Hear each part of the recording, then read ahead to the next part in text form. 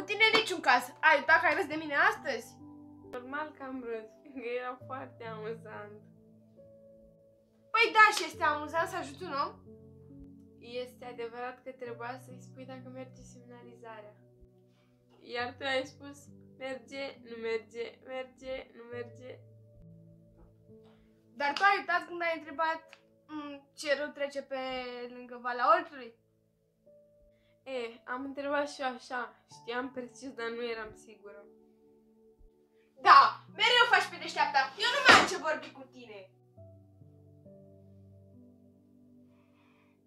Mi se termina și bateria.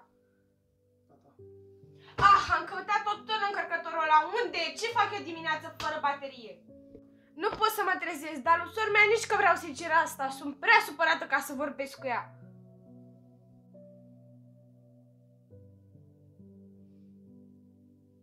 Am o idee.